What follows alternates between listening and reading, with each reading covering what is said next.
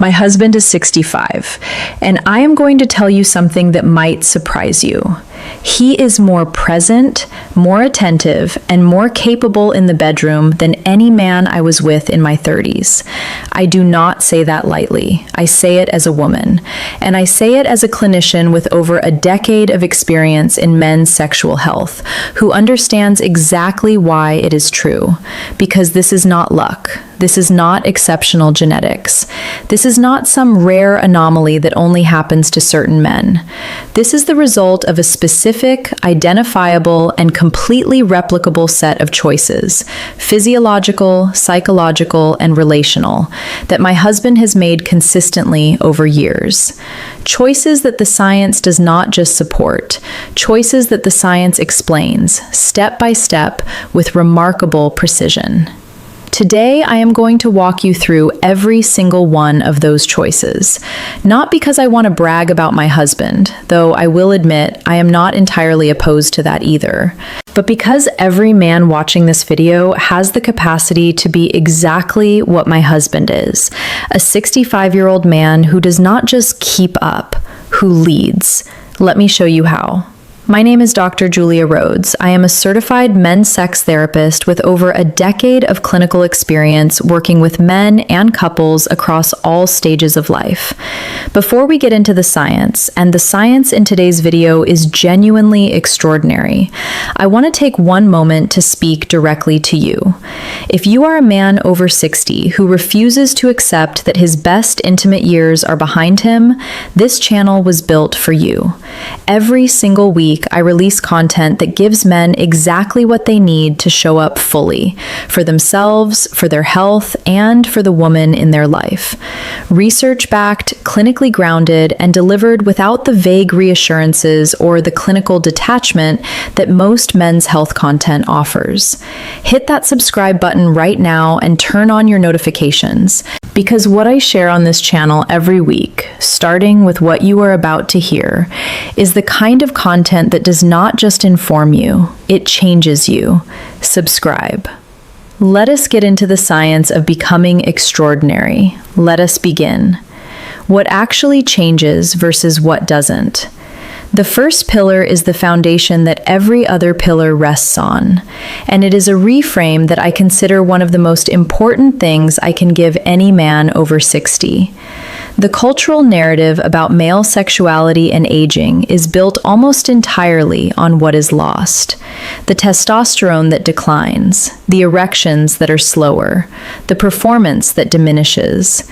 It is a narrative of subtraction, of a man becoming less of what he was. Here is what the research actually shows. Yes, testosterone declines at approximately 1 to 2% per year from the age of 30. Yes, arousal takes longer. Yes, the refractory period extends. Yes, ejaculatory force reduces and a greater degree of direct stimulation is required.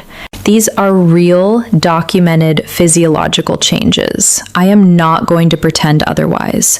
But here is what the narrative of decline consistently leaves out. Sexual function and satisfaction can remain genuinely robust, meaningful, satisfying, deeply pleasurable, well into a man's 60s, 70s, and beyond, with the right physiological and psychological conditions in place. And here is what actively improves with age in men who invest in their intimate health. Emotional attunement, the capacity to read a partner's needs, to be genuinely present in an intimate moment, to prioritize her experience alongside his own. This deepens consistently with age and relational experience in men who have the awareness to cultivate it. Partner awareness, the specific, accumulated knowledge of one woman's body, preferences, rhythms, and responses. Knowledge that can only be built over years of genuine, attentive intimacy, is something no 25-year-old can replicate. It is, in the context of a long-term relationship, one of the most powerful, intimate advantages available to an older man. Sexual confidence, not the performance-driven, anxious confidence of a younger man navigating the uncertainty of new relationships. The deep, settled, unhurried confidence of a man who knows himself, knows his partner, and has nothing to prove to anyone. This quality, and research confirms it, is among the most attractive and most effective intimate attributes a man can possess at any age. The story of male sexuality after 60 is not a story of subtraction. It is a story of transformation. And the men who understand that, who stop grieving what has changed and start investing in what has remained and what has grown, are the men who become extraordinary. Testosterone optimization. The second pillar is testosterone, but not the conversation about testosterone that most men have had. The full conversation. The one that accounts for everything the standard blood test misses and everything that lifestyle choices can genuinely move. Here is the complete picture. Total testosterone, what most standard blood panels measure, is only part of the story. Free testosterone, the biologically active fraction that actually enters cells and produces hormonal effects, is in many cases a more accurate predictor of sexual vitality, energy, mood, and intimate function. As men age, levels of sex hormone binding globulin increase, binding more testosterone in the bloodstream and reducing the amount that is biologically available. A man whose total testosterone looks acceptable on paper may have a free testosterone level that is significantly insufficient for optimal sexual performance and overall vitality. This is the distinction most men never hear, and it matters enormously. But here is the part that most men find genuinely surprising.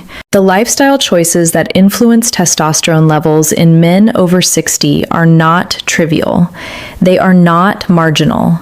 Research published in the European Journal of Endocrinology and the Journal of Clinical Endocrinology and Metabolism confirms that men who optimize specific lifestyle pillars demonstrate testosterone profiles and sexual function scores significantly above age-matched peers who do not. What are those pillars? Resistance training. Multiple studies confirm that regular strength training, 2 to 4 sessions per week engaging major muscle groups, produces meaningful increases in both total and free testosterone in men over 60. Not small increases, clinically significant increases. The muscle-testosterone relationship is bidirectional. Testosterone supports muscle mass, and the physiological stress of resistance training signals the body to produce more testosterone in response. Sleep quality. Testosterone production peaks during deep sleep. Consistently poor sleep directly suppresses testosterone in ways that are measurable within days. We will cover this in full in Pillar 5, but the connection is so direct and so significant that it deserves mention here. Dietary fat intake. Research consistently shows that men who consume adequate, healthy dietary fats from sources like olive oil, avocado, eggs, and fatty fish maintain significantly better testosterone profiles than those following low-fat dietary patterns. Cholesterol is the precursor molecule for testosterone biosynthesis. Without adequate dietary fat, the raw material for hormone production is simply not available. Stress management. Chronic stress elevates cortisol, which directly suppresses testosterone production through competitive hormonal pathways. The man who manages his stress effectively is, in a very literal biochemical sense, protecting his testosterone levels. Alcohol reduction. Even moderate alcohol consumption has been shown to suppress testosterone production and impair sleep architecture, both of which compound to produce a meaningful negative impact on hormonal health over time. My husband does all of these things, not perfectly, not obsessively, but consistently. And his hormonal profile reflects that consistency in ways that are apparent not just on a blood test, but in every dimension of his daily energy, drive, and intimate life. The question is not whether these things work. The research is unambiguous. The question is whether you are willing to make the choices that work. The experience advantage. The third pillar is the one that most clearly explains why my husband at 65 outperforms men half his age, and it has nothing to do with hormones, cardiovascular health, or any of the physiological variables we have discussed. It is experience. Specifically, the psychological and attentive dimensions of intimacy that only years of genuine, invested, emotionally present, intimate experience can produce. Let me give you the research first, then let me tell you what it looks like in practice. Research published in the Archives of Sexual Behavior consistently shows that sexual confidence, emotional intelligence in intimacy, and partner-focused attentiveness, the capacity to genuinely prioritize and respond to a partner's experience, are among the most powerful predictors of partner satisfaction. More powerful than arousal speed, more powerful than erection firmness, more powerful than physical stamina or hormonal firepower. Here is the contrast that the research makes vivid. A 25-year-old man, despite higher baseline testosterone and faster physiological arousal, is significantly more likely to experience performance anxiety, the psychological interference that redirects attention from his partner to his own performance management. He is more likely to reach orgasm before his partner is fully satisfied. He is less likely to have developed the specific, accumulated knowledge of how to read a woman's responses and adjust his approach accordingly. He is more likely to be in his own head during intimacy than fully present in the experience. None of this is a criticism. It is simply the honest reality of what younger men are navigating, the learning curve of intimacy that experience gradually, over years, transforms into something else entirely. That something else is mastery. A man over 60 who has invested genuinely in his intimate relationships, who has paid attention, who has communicated, who has made his partner's experience a real and sustained priority, has accumulated something that no supplement, no prescription, and no amount of youthful testosterone can replicate. He knows how to be present. He knows how to read the room. He knows how to slow down when slowing down is exactly what is needed. He knows that intimacy is not a performance to be evaluated, but a shared experience to be inhabited fully. He has replaced urgency with presence, anxiety with confidence, speed with mastery. And mastery, in the bedroom as in every other domain of human excellence, is always, without exception, more powerful than raw talent. Cardiovascular health and erectile function. The fourth pillar is the one that connects sexual performance most directly to overall physical health, and that makes investing in cardiovascular fitness one of the most practically impactful things a man over 60 can do for his intimate life. Here is the science. An erection is a cardiovascular event. It happens when blood flows into the penile erectile chambers rapidly in volume and under sufficient pressure to create and sustain rigidity. For that to happen efficiently, the blood vessels involved need to be healthy, flexible, and capable of rapid, significant dilation on demand. The quality of a man's erectile function is, in a very direct physiological sense, a reflection of the quality of his cardiovascular health. Research published in the American Journal of Cardiology established that erectile dysfunction frequently precedes cardiovascular symptoms by up to 3 years, because the small penile arteries manifest the effects of arterial disease before the larger coronary arteries reach the threshold of clinical symptom production. But here is the other side of that equation, the side that is far less often discussed. Men over 60 with strong cardiovascular profiles, consistent aerobic exercise, healthy blood pressure, low inflammatory markers, good endothelial function, demonstrate erectile function significantly superior to sedentary, age-matched peers. In some studies, their erectile function is comparable to men decades younger. Let me be specific about what this means. A 65-year-old man with the cardiovascular profile of someone who has exercised consistently, maintained healthy blood pressure, and supported endothelial health through diet and lifestyle can have blood flow dynamics during arousal that rival those of a 40-year-old. Not as a theoretical possibility, as a documented clinical finding. The arteries do not care about the birth certificate. They care about how they have been treated. My husband runs. He lifts weights. He does not smoke. He manages his blood pressure proactively. He eats in ways that support endothelial function, and the results of those choices show up, measurably, consistently, and in ways that make themselves apparent in every dimension of his physical vitality.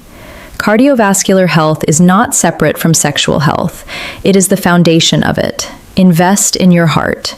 Your intimate life will reflect that investment with a precision that will surprise you.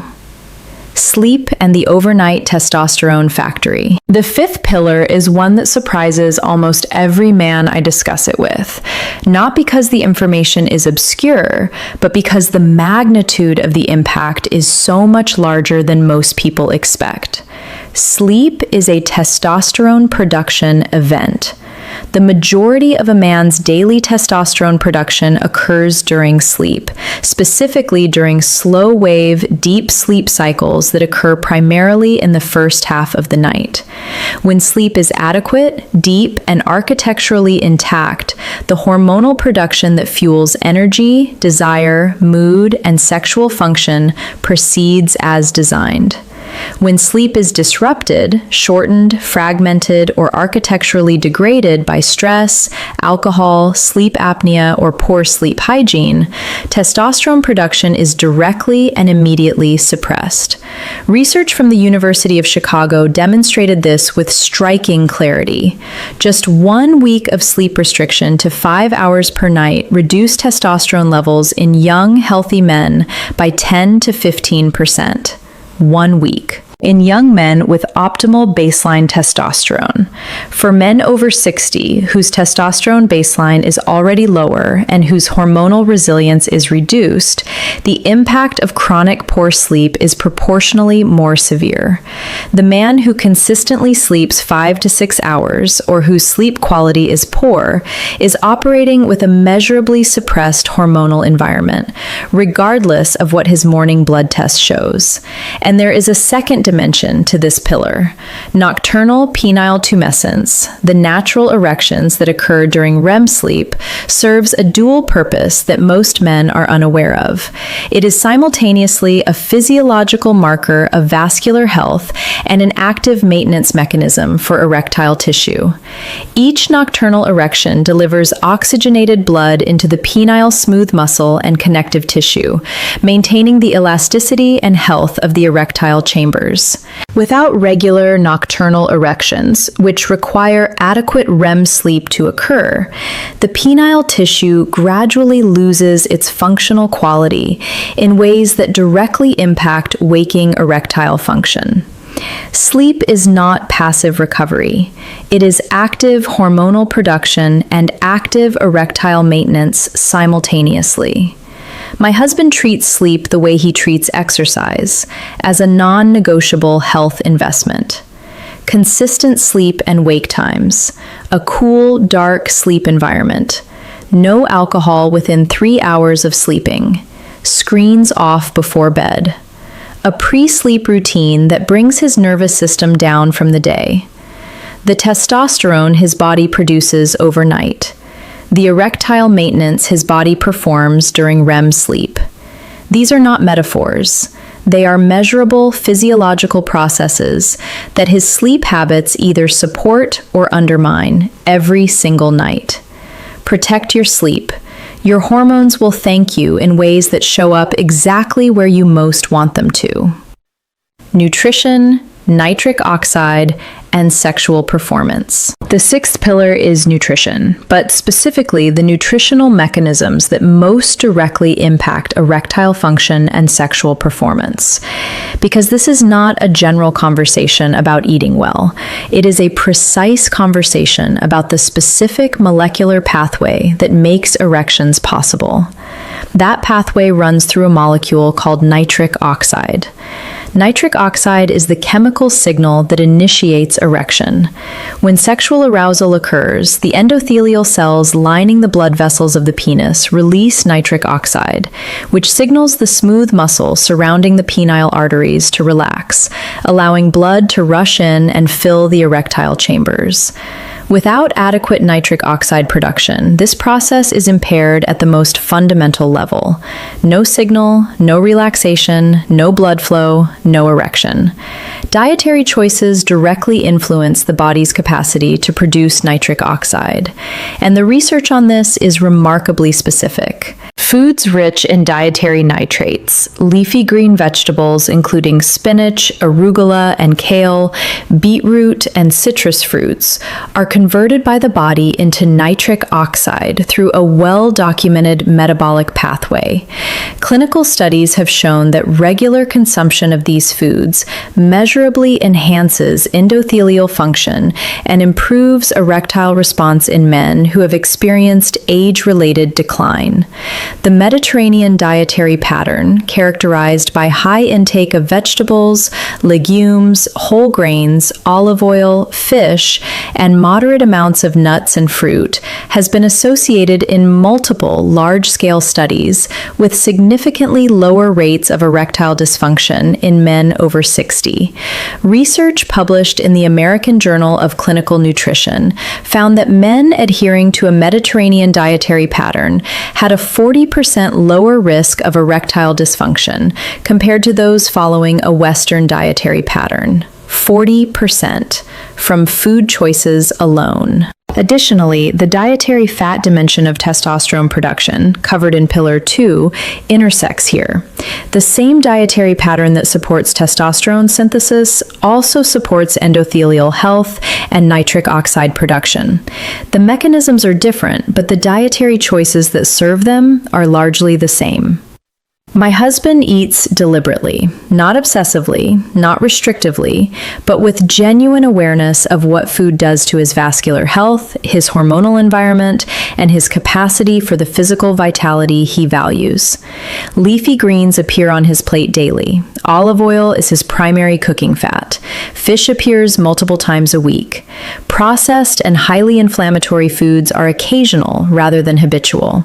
These are not radical choices. They are consistent ones, and their impact accumulates over months and years in ways that show up with remarkable clarity in the measures that matter most.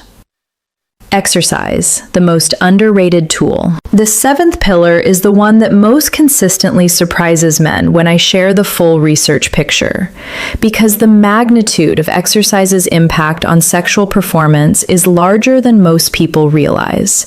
Here's the headline finding. A landmark meta-analysis published in the Journal of Sexual Medicine found that regular aerobic exercise, specifically 40 minutes of moderate to vigorous activity performed 4 times per week, produced improvements in erectile function equivalent to taking a PDE5 inhibitor, the drug class that includes Viagra. Equivalent, not similar, not comparable, equivalent. And unlike a pharmaceutical intervention, exercise produces these improvements through mechanisms that enhance the underlying physiology rather than temporarily overriding it. The blood vessels become more flexible. Endothelial function improves. Nitric oxide production increases. Cardiovascular efficiency rises. Body composition improves. Inflammatory markers decrease. All of these changes compound over time. They do not wear off between doses.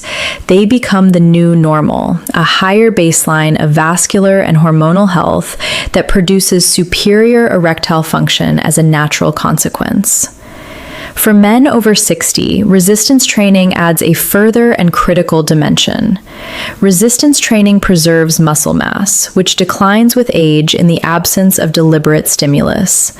It supports testosterone production through the mechanical and hormonal signaling pathways we discussed in Pillar 2. It improves body composition, reducing the adipose tissue that contributes to estrogen production and testosterone conversion. It enhances physical stamina, core strength, and the muscular endurance that translates directly into sustained physical capacity during intimacy. The combination of aerobic and resistance training creates what researchers call a synergistic sexual performance effect. Improvements in erectile function, hormonal profile, cardiovascular health, and physical capacity that no single pharmaceutical intervention currently replicates. My husband trains 4 to 5 times per week. 3 of those sessions involve some form of resistance training. The other 1 or 2 are aerobic, running, cycling, sometimes both.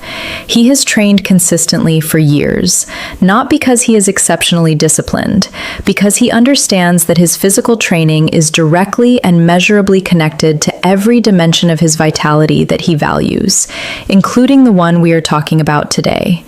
Exercise is not a lifestyle add-on for men over 60. It is the single most powerful non-pharmaceutical intervention for sexual health available. Use it. Relationship quality and emotional intimacy. The 8th and final pillar is the one that in my clinical experience and in the research literature emerges as the most powerful independent predictor of sexual performance and satisfaction in men over 60.